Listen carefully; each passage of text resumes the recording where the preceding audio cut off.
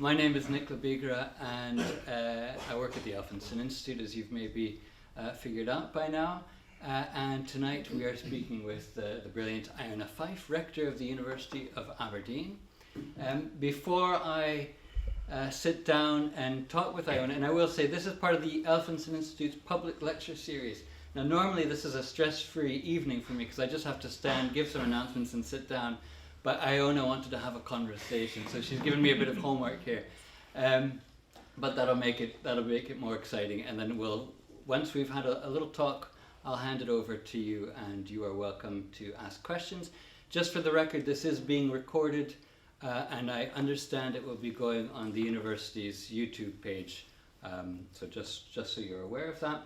We've got Iona Fyfe here. Iona Fyfe, brilliant Northeast singer from Huntly. Elected as rector 9 months ago, and if anyone hasn't seen that photo in the top right corner, that's what happens when a rector is installed at the University of Aberdeen, and I'm going to ask all the nitty-gritty details about that. You know, it's really quite exciting, isn't it? Thank you, Iona, for coming tonight. I really appreciate that, and you can see there's lots of excited people here in the audience to hear you. So my first hard-hitting question for you is, and a lot of people have been wondering about this, what is it like to be lifted on Angus the Bull as rector of the University of Aberdeen? Well, all of the folk that you're seeing up there are from all the different sporting associations and societies, and they are well placed to hook me up, and they didn't drop me, and that was grand. It was exciting. 9 months after, it was tricky trying to figure out what to say at the ceremony, because when you've just started something and you're anticipating it versus 9 months in, I wasn't sure, but we got there. It's interesting timing that 9 months later the installation, but a lot of people from the Institute and students and staff went to it, and brilliant speeches. It was great. I think there's some people in the audience here who have come here specifically because they are students, and you are their rector. Could you tell us what the role of the rector actually is? What are your duties? I guess what I would say is that the rector's role is to be the conduit between the student body and the governing board, which is called court. I would say that there's a pastoral care. If students are having an issue, or for example, just recently I've had students, parents getting in touch with trying to ease them into their student life. They can mail me, sometimes parents, sometimes students, sometimes staff, and I just tack their issues and signpost them to the right place. I can't help anybody with marking issues, I'm afraid. If you feel like you've been marked down or unfairly marked. And I guess part of that is sitting on the court, which is effectively just the name for the board, and you've got that fiduciary or the financial responsibility as a charity trustee as well. So it's quite difficult because you're trying to represent both the charity or the business per se, and also the students, and getting that line is tricky because we're wanting mayor, and then it feels like there's a lot of, it's a tricky balance, but my job is to help you. It's kind of it. Fair enough. Why did you run for rectorship? Why did you think it was an important thing for you to do? At no point did I ever consider it until Christina and the student union reached out and said, "Oh, would you be interested?" I was like, "Oh, actually, yeah, why not?" But at no point was I ever like, "Oh, this is a thing that happens at ancient universities. I want to do that for the Mallour." I wasn't sure if that was something that I or someone like me could do, if that makes any sense. It was after the languages campaign that I think maybe some folks said, "Oh, why not? Why not?" So it was quite natural, which is nice. I was a bit shocked to see what was going on with the languages courses a few years ago, and I was kind of saddened. So, I signed the petition and kind of used my socials to ease it up, and to show that it was a misstep and after that, I didn't need to, you know, I caused enough bother myself, but I just wanted to because I thought it was not a good step. So yeah, that's when, after that, I think the S2, or Christina, the president of this student union, got in touch and said, okay, we're looking for a new rector, would you be interested in running? And I googled and was like, okay, what does a rector do? Because my university is not like Aberdeen University. I guess we'll get onto that. Okay, well, fair enough. And just to show what an effect Iona had, even this afternoon, we both received an email from a colleague of mine in the Department of Languages who said that they were really sorry not to be able to come tonight, but they were really keen to be able to meet Iona because of all the work that she did to save the Modern Languages Department at the University of Aberdeen.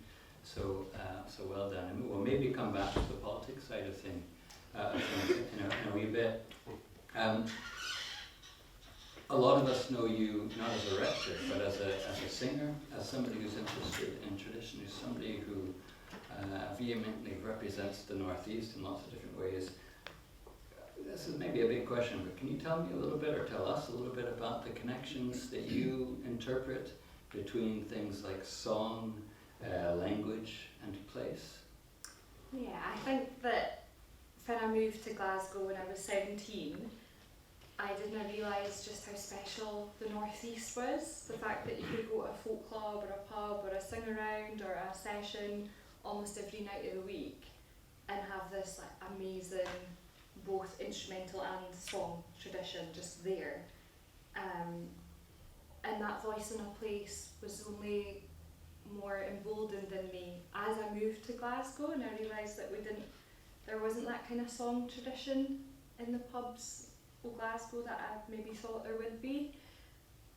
I think that voice in a place is the main thing that's important to me, being from Huntly. There's so many songs and ballads, and I prefer traditional ballads to bothy ballads. I don't think I'm very good at bothy ballads. I really like the traditional ones that are more, you know, battles and love and supernatural and mystery or whatever.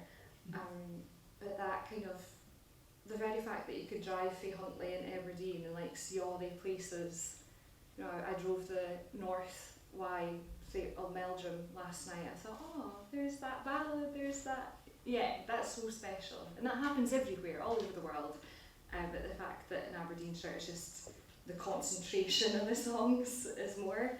I love it. I think that there should always be that voice in a place, and that you're representing a region, you know, whether that be a Shetland fiddle player or a border fiddle player or a dance band through the Isles. I think it's so important to have that and to not lose it. You can innovate upon it. I mean, I really like electric guitars now, and I never did before. I used to be really purist in the way that I would sing a song, but I realised that you can't be. You have to move forward and have that continuum and have that pushing the envelope and making it really accessible to loads of folk. But I'm going off on a tangent there. I just think that voice in a place coming through you, and you're the conduit and you're the carrier, that's the main thing that I love. That's really interesting. I mean, one of the things as a folklorist that, you know, when we talk about folklore, we talk about tradition as equaling, you know, it's almost like a formula. Tradition equals continuity plus change. And without that change element, the continuity can't happen. It needs to change, it needs to adapt to survive. And you were saying that your relationship with concepts of tradition, how you define tradition, how you understand tradition has changed over the years. In what ways is that reflected in how you actually perform, or just your appreciation for music? Or in both. I would, in my first year of studying at the Royal Conservatoire of Scotland, doing a degree in traditional music, I was really insular and not open to collaboration, and I was like, no, I'm just going to sing unaccompanied, and you know, maybe I'll piano accompany myself, and that's that. And I didn't like that external factors coming in of, okay, someone might want to, I was just very, this is how it's done, this is the purest and rawest and most authentic version version of the song, this is how you put the song forward with integrity. And that was probably instilled in me from the ballad competition world, which is great. Love that. Absolutely one of my favourite things is I went up to Strichen last year to catch the Bothy ballad and the traditional ballads. I entered as well, which was good fun, but just hearing Aberdeen sing it completely raw, completely unaccompanied. But then when I realised at uni part of that learning was to work with other folk and to have other people accompany me, whether that be on guitar or piano or whatever, that I was going to have to be a bit more lenient. But I was like a weird 17-year-old who only wanted to sing unaccompanied, and that was that. And that was confining, to say the least. And I was noticing that at folk clubs, more and more singers of that kind of, I was seeing, Barbara Dimmock or Sylvia Barnes, they were singing with accompaniment. I thought, oh well, I respect those singers, they're amazing singers. And I was listening to Sylvia Barnes and is it Sandy Stanage? I was thinking, oh yeah, there's nothing wrong with accompaniment and having all these cool jazz chords and all that. So it was looking at the revivalist folkies that made me feel better about adding in all the young stuff. Well, not young, but get what I mean. I'm sure the singers in the audience will know what I'm kind of getting at. Because I think if I just sung unaccompanied or just me and piano, it's not that it's boring, it's very exciting. And nowadays, when I'm on tour in the US, I can't afford a hail band with me, it's too expensive. So I just do it me and piano. And there's some songs that I'll just sing unaccompanied, and I love that. So I hail 90 minutes, I'll just do me and piano. But when I have the opportunity, I love to collaborate with their folk. And those opportunities are few and far between. Things like Celtic Connections, where they've got a budget and they'll say, okay, you can have a 5-piece, 6-piece band.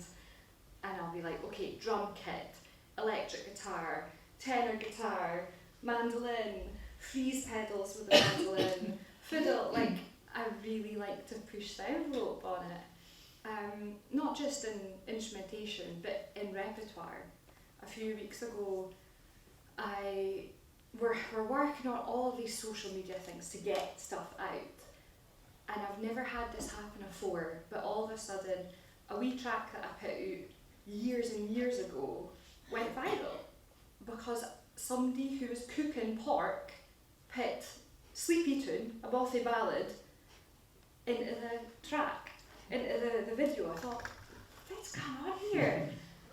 It was so weird, and this account had about 200,000 followers, and I noticed a spike in the analytics of who was listening to Sleepy Tunes. There was, a lot more folk in Europe than had listened to it in the month before. I was thinking, something's happened, and somebody that was into food but wasn't into Bothy ballads mailed me saying, there's your song in that Instagram reel or a TikTok reel. I thought, okay, cool. So since then I've been trying to figure out content that'll push the songs, and that's something that's only been happening, I would say. This whole content creation rubbish has been happening in the last maybe 3 to 5 years, but it's placing these traditional songs in a different context.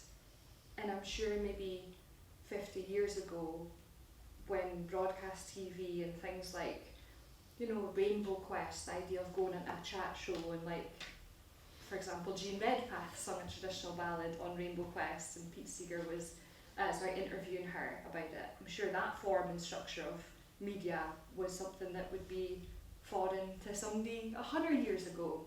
So with traditional songs or any sort of folk music or anything, using the technology of the day is what's probably going to save us. And we can maybe get onto the idea of folk clubs. There's been a big conversation around, is the model of folk clubs working nowadays? The young people or people in my generation in their late 20s, I'm 27 now, want to go to a folk club every week. Is it this idea that a club equates to membership, contribution, community?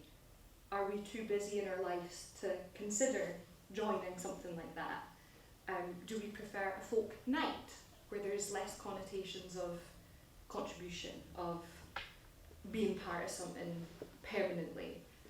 It's all psychological, I think, but if we can agree with one another of how we promote our folk songs and our folk clubs and our methods of performing, then that's the only way that it's going to succeed, not just commercially, but in community.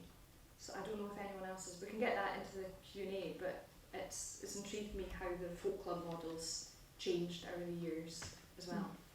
I've definitely heard lots of debate from older folkies who are, you know, connected to folk clubs, saying, where are all the young people? And it is a really interesting question that you've opened up. I wonder if we can go back in time a wee bit. I mean, do you mind the first time that you heard somebody sing a traditional song? Can you tell us a little bit about how you got interested in all this in the first place?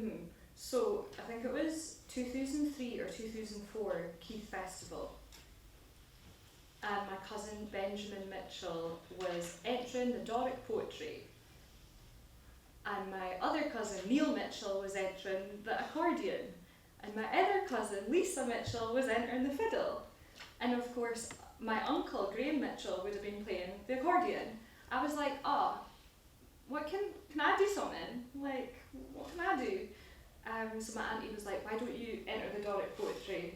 Here's a poem, let's do it. And I kind of mind if it was Stricken and then Keith, because Stricken Buchan Heritage Society happens in the May and Keith happens in the June. So, but I kind of, in my brain, I kind of mind if it was definitely 2003 or maybe 2004, but I was under 6. I was in the under 6 Doric poetry category.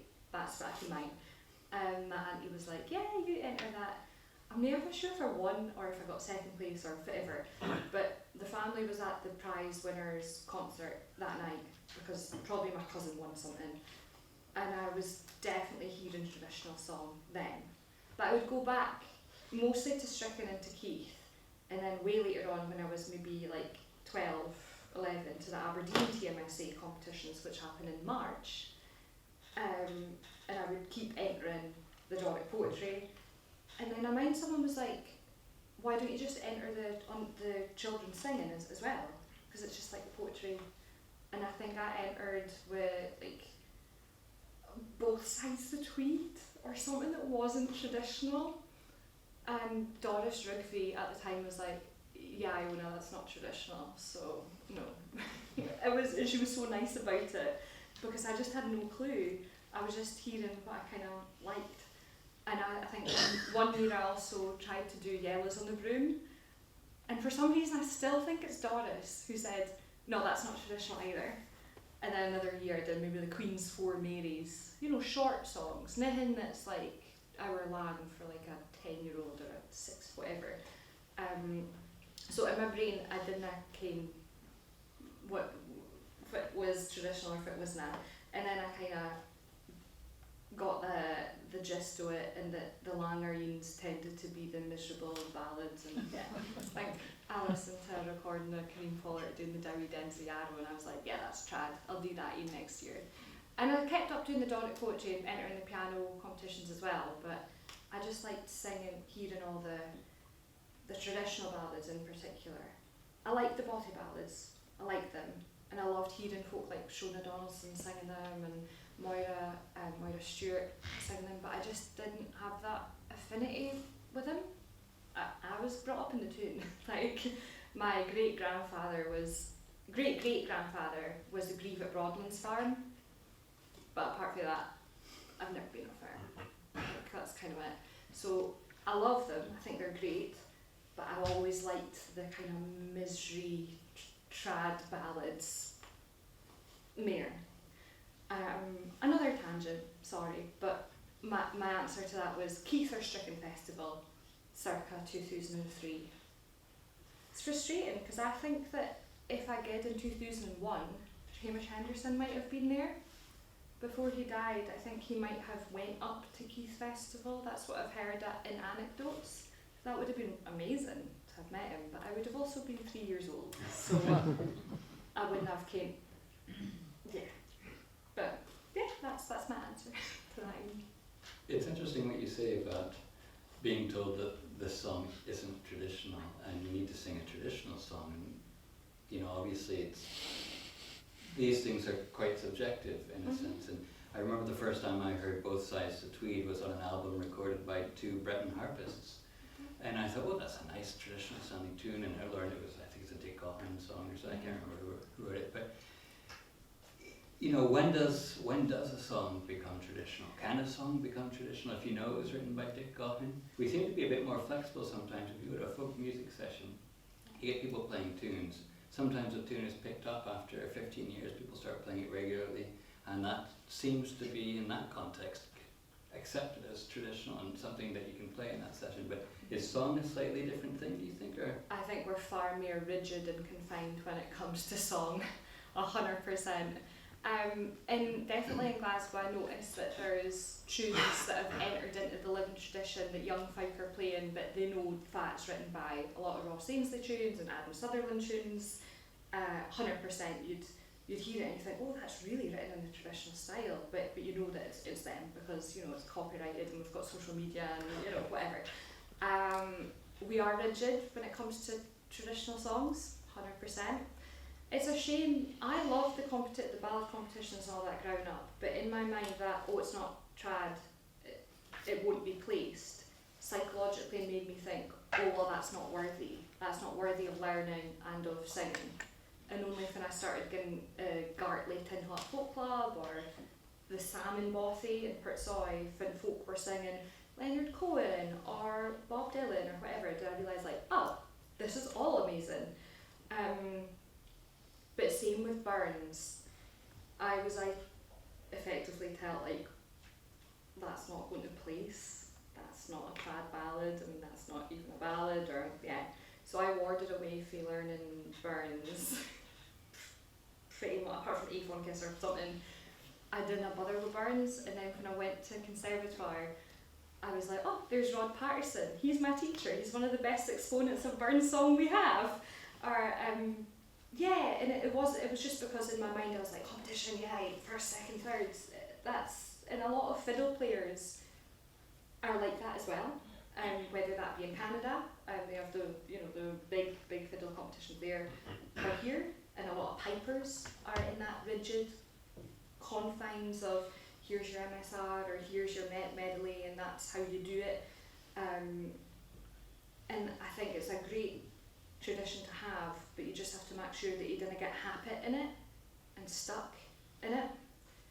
A couple of years ago, Stonehaven Folk Club and committee were doing this project called Sense of the Place, and it was so exciting. They basically commissioned heaps of singers, songwriters, folk musicians to, well, it was COVID, we were all, you know, not in Aberdeenshire, we're all different parts of Scotland. And there was kind of loads of different, if I recall correctly, ideas, themes, inspiration in a big folder, and we could go into the folder and pick what we could write about. And I went, okay, well, I Bagsy Fenella, Lady Fenella, a woman who lived in 950 AD, who lived at a place called Castle Greencairns near Lawrence Kirk, and apparently this Fenella in the Chronicles of John Fordoon was responsible for, I would say, seducing and assassinating King Kenneth II of Scotland. And I wrote this on the 6th of January 2021. I sat in my flat in Glasgow. This was not Omicron, this was just the first wave of COVID horrific stuff. But I sat in my flat really late at night. We all this like research on the laptop that was compiled for us, and BBC News on because it was a big night. I mean, the capital was being stormed. It was intriguing. So my brain went, okay, let's let's write this murder ballad. This is the best time. I'm going to be kept awake all night with this rolling coverage of exciting happenings and scary happenings, and I can write this and look up, and that's just how my brain works. And we got there, and the melody sounds really traditional. I've taken floating phrases and stock phrases for all these other ballads to tell of how Fenella killed King Kenneth, and then how she possibly was killed by the king's men, but possibly shapeshifted into a bird and flew to Ireland and lived happily ever after. So that ballad, we recorded it and Mike Vass produced it, and it sounded super contemporary. That's great, because it was then sent to radio and it was played on radio, and we tried to keep it under 5 minutes to make it like quite radio friendly per se. But then when I sing it as part of a gig, I'll usually sing it unaccompanied, and I won't introduce it as, oh, I wrote this, a song I wrote. I'll just introduce it as a ballad, and 9 times out of 10 folk think it's traditional. And I was talking about a camp that I did in Plymouth, Massachusetts, and I was teaching traditional song all week, doing round robins with other traditional singers from the US. And then at night time, the staff, and it was amazing, the folk that was on staff at this camp was like Martin Carthy, Eliza Carthy, like Heather Wood was there from the Young Tradition, she was running it. There was loads of other banjo players from Connecticut, Judy Cook, a singer from Vermont, all these really folk that know their ballads inside out. But I said, oh, here's a ballad, it's Lady Fenella. And a few people were like, what collection's that from? I was like, it's from my brain. So it's nice to write and take from tradition. And another singer that I think is amazing doing that was Corinne Pollard when she wrote Fanny. If anyone hasn't listened to that, you should. And it just sounds trad. It's evidently someone that knows all the floating lines and knows the structure of a ballad and the melody of it as well. So yeah, definitely check out Fanny, Thaney, about 13th NU. But yeah, we've went off on another tangent, sorry.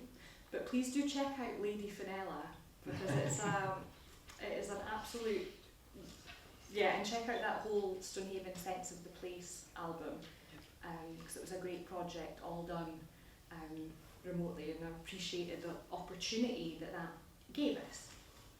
Fair enough. And tangents are always good, that's where the really exciting and interesting stuff comes out. You talked about your changing interpretations of things. You've mentioned the Royal Conservatoire. One thing I've been interested in over the years is there seems to be a kind of a professionalization that's happening where you get a lot of younger traditional singers like yourself who are graduating from places like the Royal Conservatoire of Scotland or the Irish Music Academy in Limerick or places like that. And it almost seems like to be, and I don't know if this is just my interpretation of it or not, but it almost seems like to be a successful commercial traditional singer, there's a pressure in some ways to get a degree in it. I hate that. I hate that idea. It's such a shame that that's where we're at. I don't like that at all. Yes, I had the yes, I did it. You don't need to. In fact, I loved my time at the Conservatoire. I did. But I yearned for that sing-around. I was really homesick in Glasgow. I really struggled being sat down and telt how to sing a song, how to sing a ballad. I was like, I could just go to a sing-around or to a ballad competition and hear this and learn in the field with those 5 or go to all the pubs that I shouldn't have went to. I really struggled. I really did. It was amazing, and I think that there's more to it than just going and getting a degree. I do worry that there's lots of... So what the Conservatoire is that it's the first place in Scotland, and the only place in Scotland, to offer a degree in, previously, a Bachelor of Arts in Scottish Music. Okay? So that's the course I applied to. and that course had written and oral conversational Gaelic and Scots lessons, folklore with Margaret Bennett, some business modules about how to copyright your stuff or whatnot. That was the course I applied to.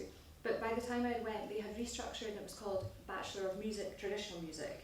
So that wasn't necessarily Scottish music. You had folksy out of the world. We had loads of, we had some musicians from, in fact, Sam Mabbitt, who's in this performing this Smoothies, Button Box Smoothie, that he was in my year. Great musician from the South of England, Melodian. He played a lot of Irish music, a lot of English music for dancing as well. But it wasn't that course of BA Scottish music that I had applied to. And some of those modules, Scots and Gaelic, had been removed as well, and I was really upset about it. So, yes, 4 years, it allowed me to not pay council tax, have my student loan, get to only do, singing and music and focus on that. But I was probably worse off for the fact that I wasn't going to as much folk clubs, I wasn't hearing as much natural singing in the field. And I really, it's not that I struggle with authority, but I really did struggle with, for example, a Glasgow singer sitting me down and telling me how to sing an Aberdeenshire ballad. Really struggled with that. I reaped the benefit of learning from older lecturers. I really enjoyed Fred Freeman's talks, really enjoyed Margaret Bennett's lectures. We'd have loads of time with her, which was great. It's not that it was like a young viol, it was more years and years of experience. Like Rod Patterson was the first person to kind of introduce me, not to protest music, but to kind of cheeky body songs and some Burns stuff. And yeah, I learnt loads, but would I have learnt a similar volume if I just bade in Huntly or bade in Aberdeen and continued to go to the folk clubs and festivals? Perhaps. There is a commercialisation happening of folk music. And that's exciting, but it's also weird. It's also really weird. Like years ago, the Scots Trad Music Awards or the BBC Young Trad not flew under the radar of mainstream press, but it wasn't as flashy, as glamorous, as appealing to maybe new people coming into it.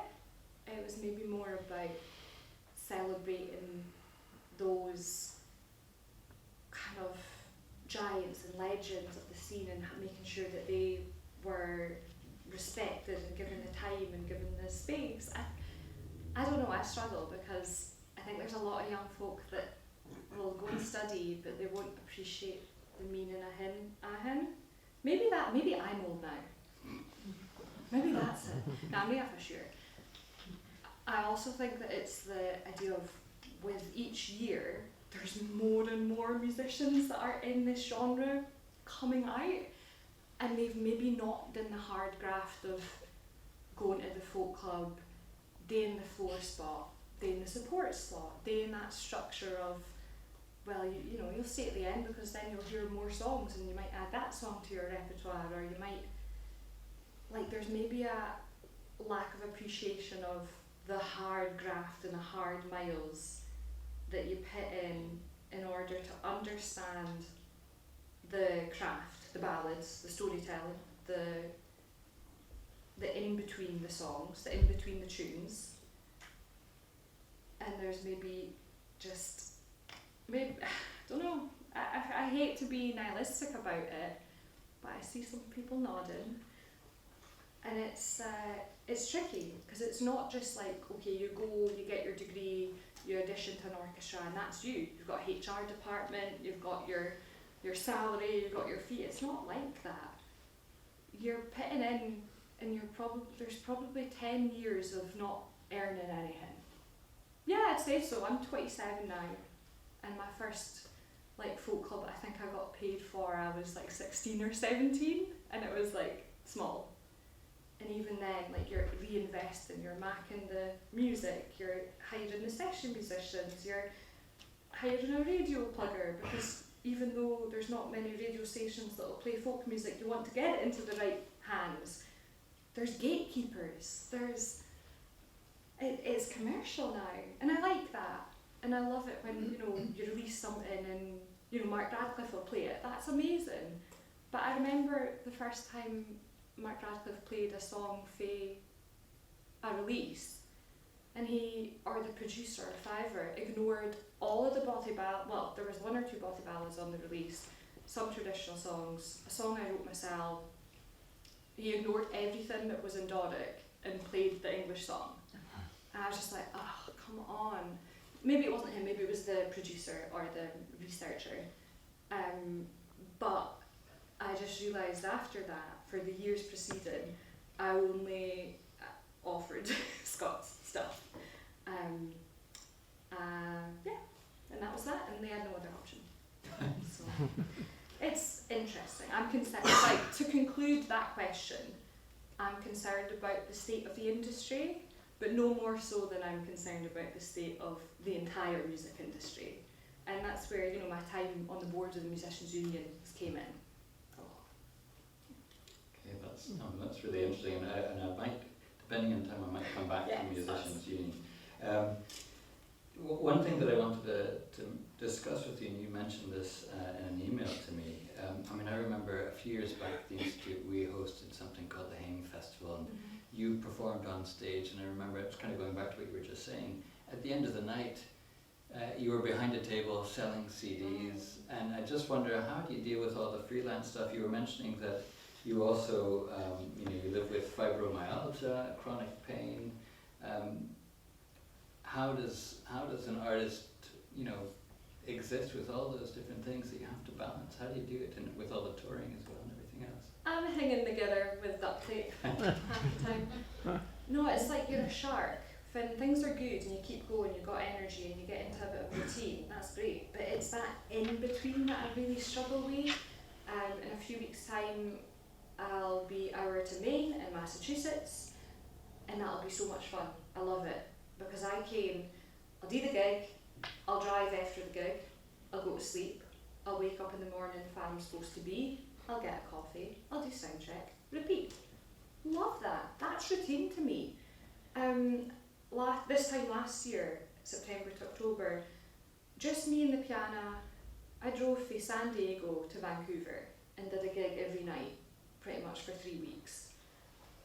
And then I got back, and then I was ill for a month. I've figured out wellness, and I've tried to figure out how to cope a wee bit more. But it's boom or bust. That's just kind of what freelancing is about, whether you're a graphic designer or a musician. But that's hard going, because that's driving 3-4 hours a night. I should probably speak to the wifey if it helps me with the bookings. I love it though. And one thing I'd like to get onto is taking these songs to North America. And actually, the gigs sell better there than they do in Scotland. I don't know if it's like there's this idea of, a Scottish folk singer's coming, or maybe is it the fact that bands like Old Blind Dogs have trodden that path and created those touring circles and those venues, and those audiences are inbuilt and they love the songs. Like, we're benefiting from all the bands that did that before. But even like the workshops, folk are so keen to just learn more and learn about Scots and like understand the difference between Scots and Gaelic, and learn ballads or learn shanties. And I say, nah, I haven't got any shanties for you. I really like it, and I've got my visa until 2027. A lot of folk were saying, are you sure you went to Gig or I knew with what's going on and all that. I said, yeah, meet the most beautiful people. And there's definitely maybe I don't know, this time last year when I was out in Oregon, I did have folk coming to my gigs wearing their Kamala Watts, their Harris Watts shirts, and I thought, that's interesting. There was a lot of, that someone was comfortable to do that. I was glad, not to politicise it, but I was singing Woody Guthrie songs. I was singing Plane Crash at Los Gatos, so it maybe wouldn't have aligned with the opposite side anyway. But I was amazed that someone felt comfortable enough. They were first time gig viewers, so they're not like, some people come to the gigs year and year after, which is lovely. Someone drove from Boston to Montreal to see me, and I thought, oh, that's so nice. And they'll come each year. And then there's some new people, and those people who came out to the shows wearing their Watts shirt, loads of them, were new ones. I thought, okay, my messaging, or maybe my comms, or maybe the stuff that they've read online, they know that they'll be safe doing that and showing. Maybe it's a tangent, but that interested me. We wouldn't really see that here in the UK, I don't think.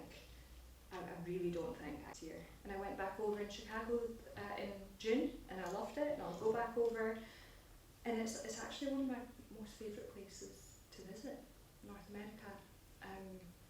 I really want to get to the Appalachian Mountains. I'm supposed to be in Texas in November, and I think it's such a great community of singers and young folks that are going to contra dances, and the tradition is very much alive there. Like, really, it's alive here, 100%, but the tradition is alive there in like a community element and not a young person commercial trying to get in to get gigs to network element. Like, you can go to a pub in Glasgow and it's all just gatekeepy and not that pleasant. Too networky, commercial. Whereas like over there, or maybe whatever young folk are going to these ballads, sing-arounds and dances because they love the tradition. And that's something that I never thought I'd see in these places, and I thought it was beautiful. So, yeah.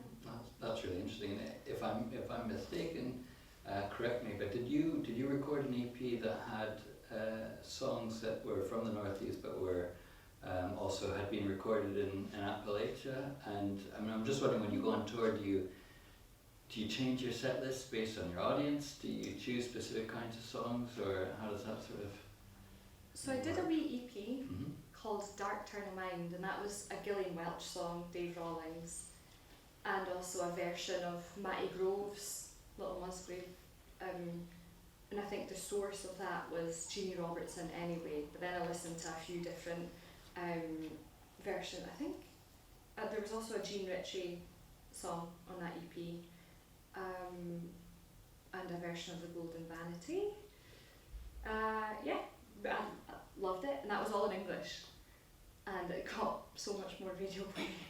Again, when I'm over there, I'll just write. I'm not very good at planning. I'm not very good at that. I'll just write down all the songs that I know I can play and sing on a piece of paper, and just like pick them based on vibes. That's not very prepared, is it? But if I'm working with other musicians who need to learn the repertoire, I'm more structured in the set list. For doing a folk club, we're up 90 minutes, 17, 18, 19 songs. But if I'm in the US and it's just me and the piano, I'll just like scribble down heaps of songs and then just pick.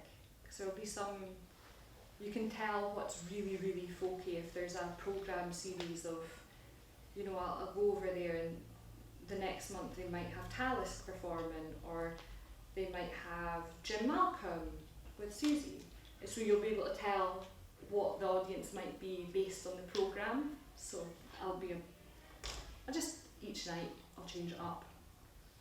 In conclusion, I'm not very prepared for life. I think the fact that you've done all the stuff that we've been discussing shows that's not true at all. I've got so many questions, and I'm probably just going to ask two more before we open up to the audience. But you mentioned the people wearing the Kamala Harris, Mike Watts shirts in the States, and that your sort of messaging maybe made them feel like they would be safe. And I guess that brings me back to you being rector of the University of Aberdeen, you being asked by the president of the Aberdeen University Students Association to run for the rectorship because of what you'd done for the modern languages department. I know that you won an award for your work against harassment in the music industry. Can you tell me a little bit about, or tell us a little bit about the political side of your life, the activist side of it? You know, it's obviously a really important thing to you. What does it bring to you as a singer and to you as a rector?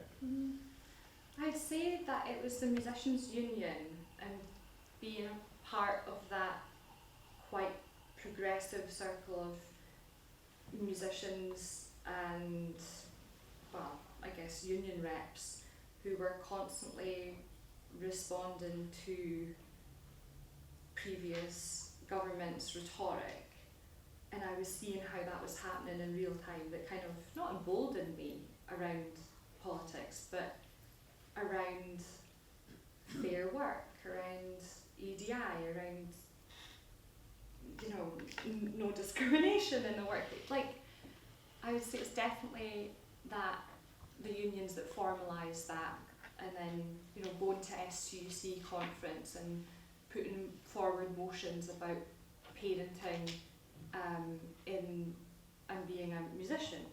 Other unions like Equity, or, you know, even the Fire Brigades Union or whatever, would support, or like going to all those conferences and seeing how solidarity worked, and being in Glasgow where like I went on so many marches, so many protests this time last year, after what was going on in Southport, and I don't know, it's not like, it's absolutely no secret that since I was like 15, 16, I was quite vehemently really pro-independence. Like, that's not a secret, that is out there.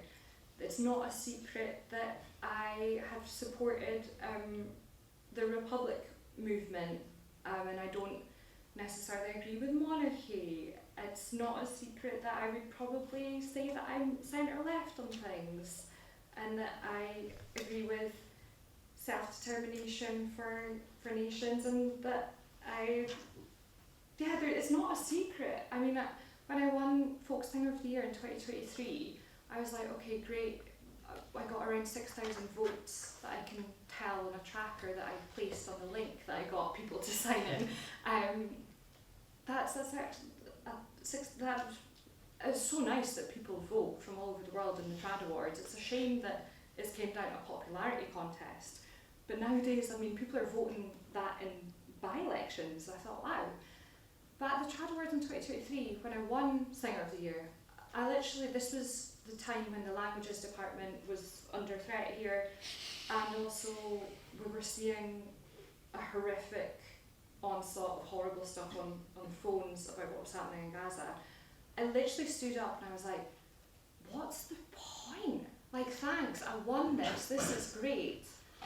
But what does it even mean to be a folk singer anymore? Like, what is that? And I said something like, we're having such a great night here at the Trad Awards. Woody Guthrie said the whole point of being a folk singer was to comfort the disturbed and disturb the comfortable. I held up like a little sign that said, ceasefire now. Maybe I was a bit naive to think that that would fly, but immediately they panned out so nobody could see that messaging. I got a complete dressing down by the chairman of MG ALBA, got pulled outside saying that someone was in the audience was made a complaint, blah, blah, blah. I was like, I just said a Woody Guthrie quote. So at that pinpoint moment then, I was frustrated big time.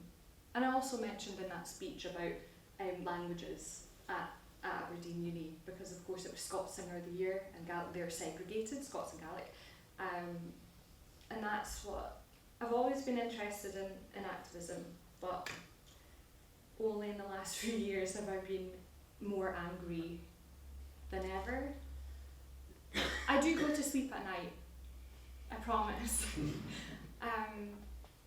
But there's definitely, I'm drawn a lot more to the kind of protest songs now, and those songs wouldn't be in your ballad competitions, right? Because they're not traditional. And so I wasn't really exposed to them at the folk clubs, yes, when I started going to the folk clubs. But now I'm really, I love those protest songs. I wrote one called The Banks of the Tigris. I think it was 2016, trying to understand that conflict there, and I still sing it today, and the melody is Blue Bleeze and Blind Drunk, and it works so well because of how haunting that melody is versus the horrible images that I write about in that song. So yeah, ultimately, folk music's politics, and anyone who's posting online saying keep music out of politics or keep politics out of music, I'm like, they're intrinsically linked. The end. And in Glasgow, there's so many great organisations like Love Music, Hate Racism. I've become a patron of the Music Venues Trust, which wants to preserve our small venues, and they have something called the Arena Levy ticket, where your Taylor Swifts and your Ariana Grandes and your whatever Coldplay, £1 or even a smaller percentage of that will be taken from that arena levy and put back into local grassroots venues. So just using your platform to do some good and to not change legislation. Well, with the Scots Language Act, that happened. We spent 5 years at Urvice on the shoulders of those that have came afore to do that. But I just want to do good. I want to leave like an impact. Like, what's the point of like a Wikipedia that just lists awards when it doesn't list changes that you could have made instead? And that will get you in trouble, but oh well. Thanks for that, and thank you for your activism. I know a lot of people really do appreciate it. My last question, then we'll open up to the floor, is looking forward, I guess. You'd mentioned that you are interested and you may be working on an album connected to something that's of interest to the Elphinstone Institute, in particular the James Madison Carpenter collection, yes. A project that our director Tom McCain has been working on for many years to make accessible and to publish in different ways. Can you tell us a little bit? I mean, James Madison Carpenter, just for the record, came to the Northeast in the 1920s and 30s, recorded lots of singers and other things. So yeah, tell us about that project. It sounds really exciting. I went to see Julia Bishop give this talk at Elphinstone in 2017 or 18. I was like, oh, I have to learn more. And it's taken me 5 years, and I'm finally almost ready to record it. Basically, this guy from Mississippi came over to the UK in this roadster car and went, oh, Ian Russell is in this audience. I heard Ian sing the White Fisher ballad loads, and I transcribed him doing it because I took a little recording of you, maybe without your knowledge, I don't know, but it's out there. And that ballad, to my knowledge, was you singing it and Belle Duncan's wax recording of it, and that was it. And it's a great, great ballad. So either way, there's all of these songs, fragments, ballads that James Madison Carpenter picked up from, for example, Belle Duncan, who wasn't recorded by other people. So he went up and I guess hoovered up the remains of amazing stuff. And for the last 2 years, I've done the Archive Challenge at Folk Alliance in Kansas City, and I've chosen a James Madison Carpenter, a ballad that's in that each year. So there's actually 2 recordings from the album already online, but just not published as such, without a band. So I've taken a long time to pick what songs to do, and that'll be that.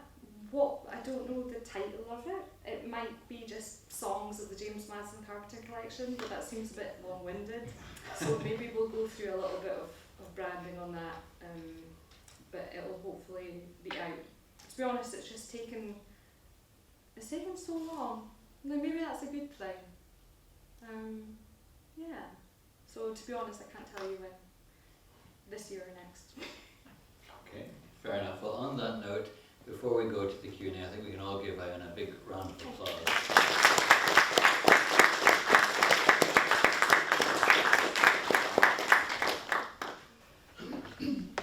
Thanks so much for your indulgence with all those questions.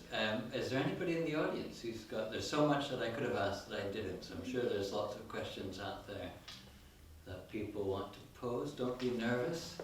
Yes, go ahead. Hello. So on your points regarding politics and music, what I find really interesting and really odd in a way is both in the Scots musical tradition and Gaelic musical tradition, in the kind of golden age of composition, sort of the 18th and 19th centuries, there was a lot of political songs, a lot of protest songs kind of happening then. And then obviously in the 60s and 70s you had the kind of big international folk revival, Woody Guthrie, Pete Seeger, and that kind of really captured the zeitgeist, and you had these new folk songs coming out that kind of carried that forward.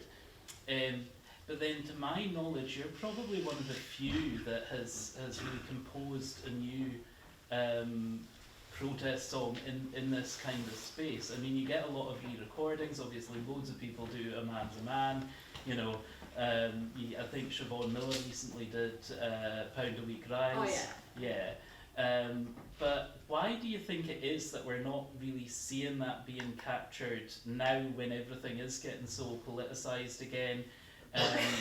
Money, like commercial viability, people being afraid of being cancelled, people afraid of not being able to be mainstream.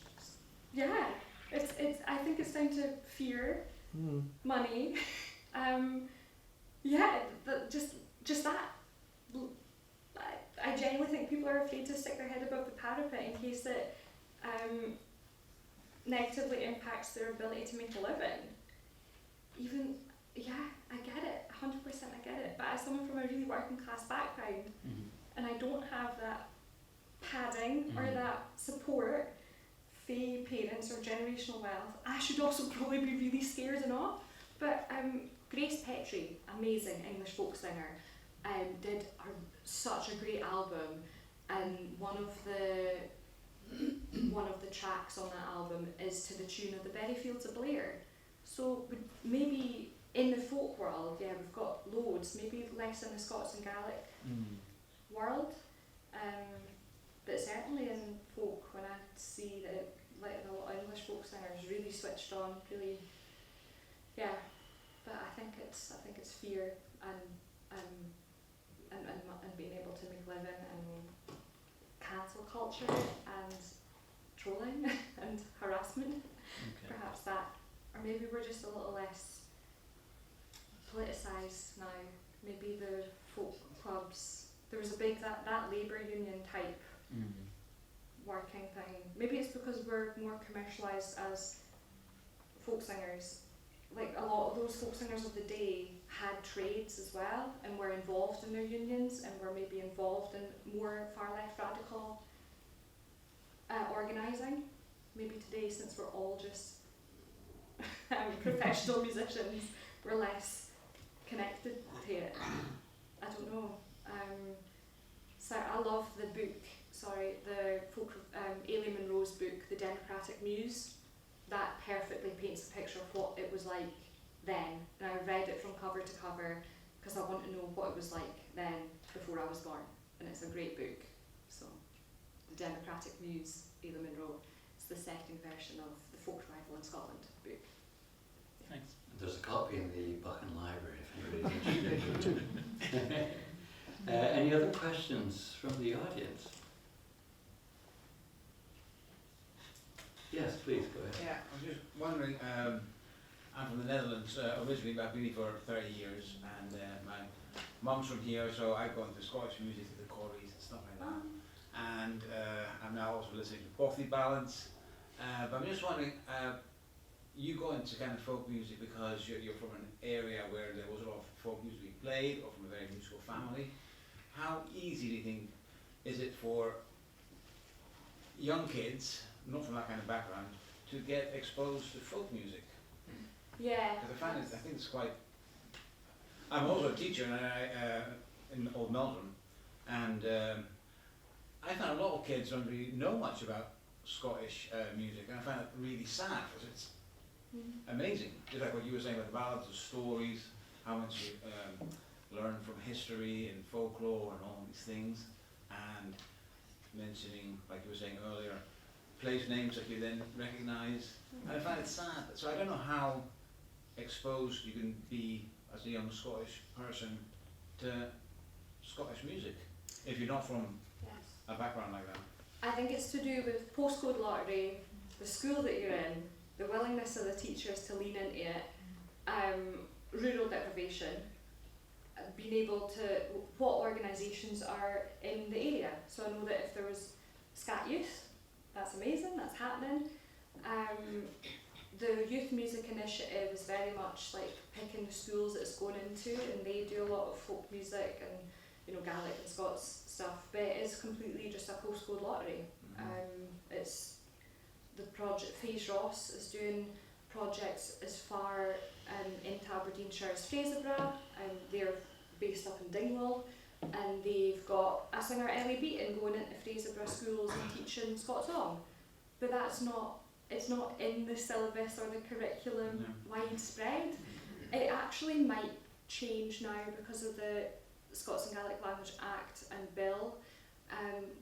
The minutiae of that bill is still to be kind of hashed out, but the Scots Language Act, which is brand new, has an education element to it. Again, right now, that's a wee bit of a postcode lottery. There's something called the Scots Language Award that's happening in secondary schools. Jamie Fairbairn in Banff is doing it, which is great, but it's not in the actual national standard curriculum as such just now. But I suspect with that new act, there might be a wee bit more. So that would be leaning into the music through the language bit. Yeah. I'm not too sure about how that bill will change, but there's definitely stakeholder events that people from secondary schools or music organisations can feed into how it's going to be implemented, which is good.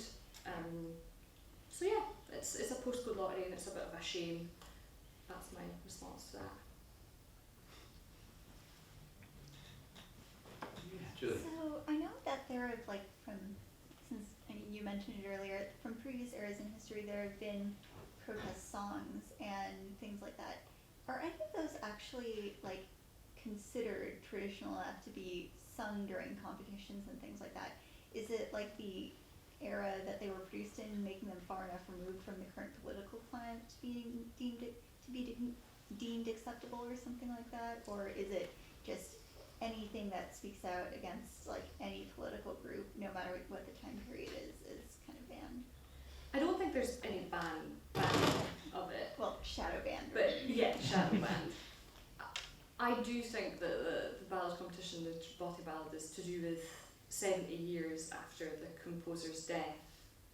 But actually it's not even that, because Burns is way older and Bede Langer than 70 years.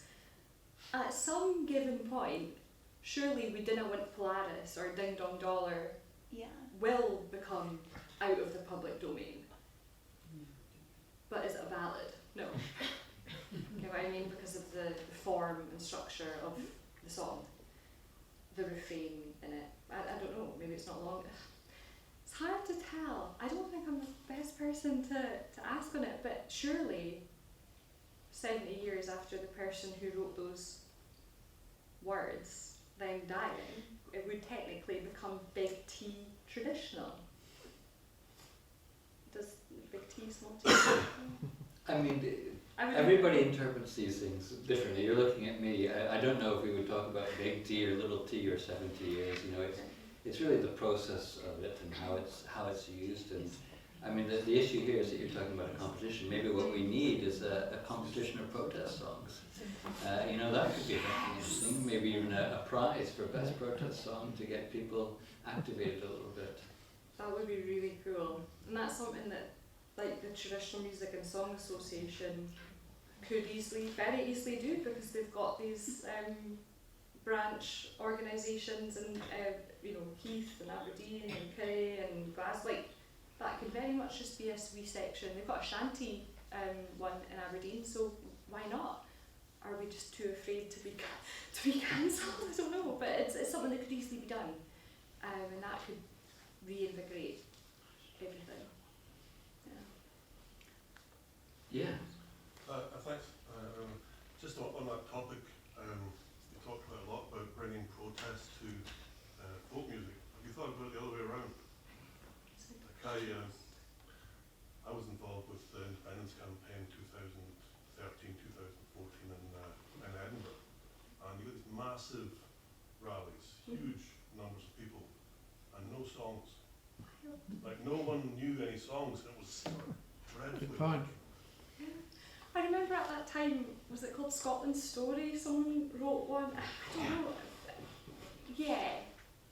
I feel like when I go on demonstrations in Glasgow, that in the last few years have been more countering that anti-refugee rhetoric. People are not composing full songs, but they've gotten their kind of wee chants going, a lot in Scots, which is quite nice. I would have to, like, I can't even think now of what it was. But yeah, there's nothing, I don't know. I definitely need to reread that book. But bringing folk music to protest just feels like they should be so intrinsically linked anyway that it feels so weird to even have that question, even though it's such a valid question. Yeah, solid. I need to think about that. Any other questions? Yeah, Jim. I think it used to be said that an army without a song would never win. I think that could be quite true. But I share you Huntly with you. I stayed in Glass at one time in the 70s, and we used to come down to the ALBA. My dad used to drink there. Well, they've probably met him, yeah. I think he still due me a drink, if I remember it. Yeah. So, and we used to listen to the Coburns and the Forbes. Keith Coburn and the older brother, and the Forbeses and the fiddles, and Frank McAnally came in to sing now and again at that time. But now I'm in Fettercairn, which is a home of Fenella. Fenella belongs to Fettercairn, and she didn't fly to Ireland. She's still in Fettercairn. Yeah, yeah. There's a lady there we think has all the attributes of Fenella. Yeah. But on to you picking your songs according to the vibes of the audience. I remember inviting Sheena Wellington to a concert at Arbuthnot at a big marquee, and I was amazed at how she started with 2 or 3 songs until she got what the audience wanted, and then she was right into a rhythm then, she got it, you know. Yeah. And I then watched Fiona Kennedy do the same at a similar type of concert. So that's what you do. Yeah. You wait, yeah. So just judging the vibes of the audience and figuring out how far I can take it. Yeah. The only time where I was in 2022, I did up the West Coast. You tend to do the same routes when you're going to places. So in 2022 we did a gig in Seattle, and then the next day myself and 2 band members, I was really glad that I could afford those band members, we were driving from Seattle to a small place, Hamilton, Montana. And the agent who was helping me book that run of shows called me and said, see that Woody Guthrie song that you rewrote called Kenmure, I don't think you should sing that in Montana, I don't think they'll like it. And it was a song about kind of, well, it was very similar, like same, it was pretty much Plane Crash at Los Gatos, but rewritten after something happened in Glasgow a few years ago. And she was like, it's different out there, Montana's a bit different, you know, you should maybe just don't do that song. And I was thinking, oh wow, okay, right. And then I got there and, you know, for the first time in that tour I was seeing Confederate flags up everywhere. I was a bit confused because I thought, oh, it's a southern thing, turns out it's not. And in that audience I was like, okay, well, maybe I won't sing that song, maybe they won't appreciate my sentiments of it. And that was the only time ever that I've edited out a song because I was not told to, but the vibes were maybe not there. Not that it was a deeply Republican time, perhaps it was, perhaps it wasn't, but it was enough for the agent to say, I love the song, all the audience members the gigs that I went to love it, but maybe that particular town and that particular place won't be of the persuasion to like it. And I thought, and also, you know, I was singing the Internationale, a great version that Simon Gall had done the melody. I'd rewritten the lyrics, but Simon had made a really beautiful melody. Simon Gall, a piano player, works at the Elphinstone for a good time. So I was performing that in 2019, 2020, 2018 as well. We were, you know, the kind of singers clubs in Dartford and, you know, south of England and all that, loved it, great. They were kind of working men's, you know, old kind of trade union-y, laboury clubs. But we did a few shows in Poland, and I was like, right, well, this isn't appropriate to sing here because of the connotations of that song in that area. So really you have to think about where, you have to constantly be thinking. To us, you know, I think of it as a workers' rights song, you know, a great protest song, a great, you know, the establishment, but there it's different. So if I just was singing traditional ballads, I'd be safe everywhere, I'm sure. And it wouldn't offend or upset folks, hopefully. Well, they might do. Traditional ballad deals with a lot of infanticide, you know, there's a lot that, you know, with domestic, you know, violence against women and girls. In fact, there's loads that traditional ballads have that are upsetting and triggering, but not as diplomatically difficult as singing the Internationale in Poland, for example. Does that make sense? Good. Thank you. I'm just looking at the time and looking around, and I think now is maybe quite a nice time to thank Iona one more time for such an interesting evening, and give her a big round of applause.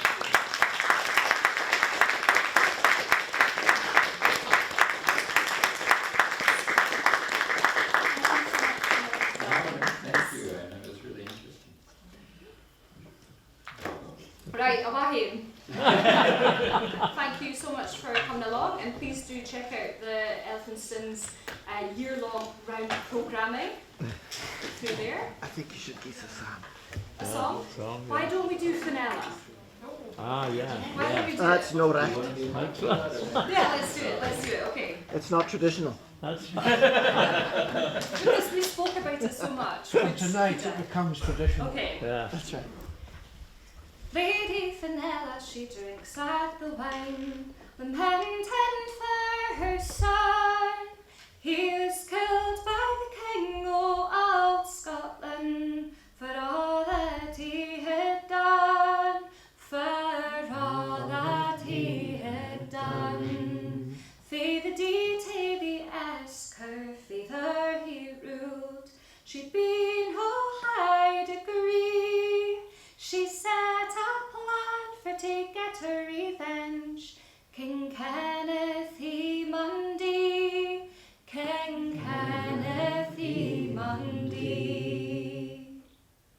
What's the next bit? Oh my goodness, I'm going to have to get the lyrics to my own song. So, it's not traditional ballad unless you forget the lyrics. Okay. King Kenneth was changing the laws o' the land. His son mun tak the throne. But all the king's family they ta'en away this, and they raid tae Fenella's home. Aye, they raid tae Fenella's home. Oh, Lady Fenella, we heard o' your son, and how his bleed was spilled. And we've both been round by King Kenneth ourselves, and for this we wint him killed. Aye, for this we wint him killed. Silent we them they set the plot. Forgiveness she would fain. She'd invite him to her land to hunt, and afore long he'd be slain. Aye, afore long he'd be slain. Say they hunted and feasted and drank at the wine. She whispered in his ear, I can apply to resonate to you. The truth to you I swear, the truth to you I swear. Let bygones be bygones, though my son you killed, his sins they were not few. Oh, gin you come up to my bed chamber, some names I'll tell to you, traitors' names I'll tell to you.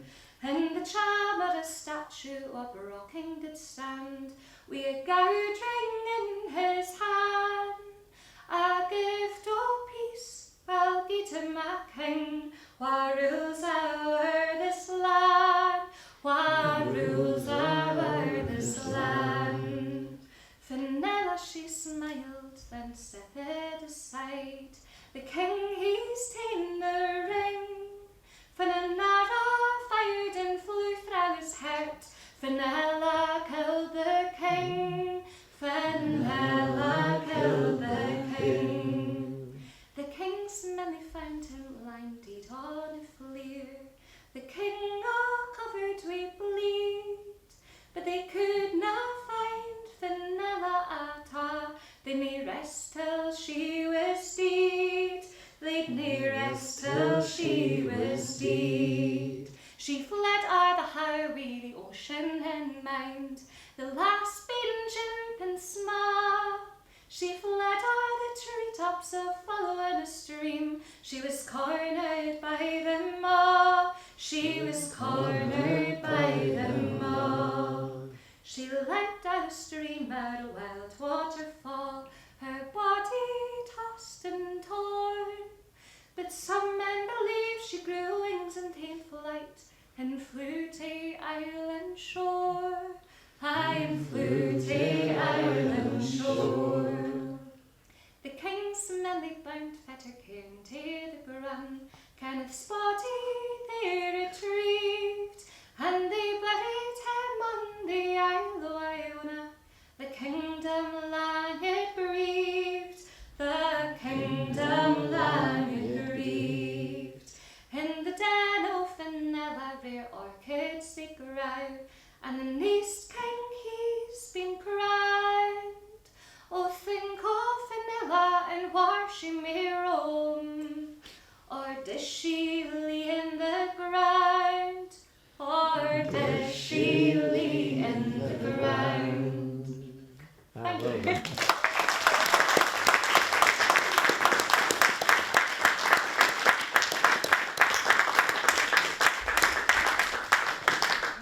You got there. Well done. You've made Fettercairn famous. Well done.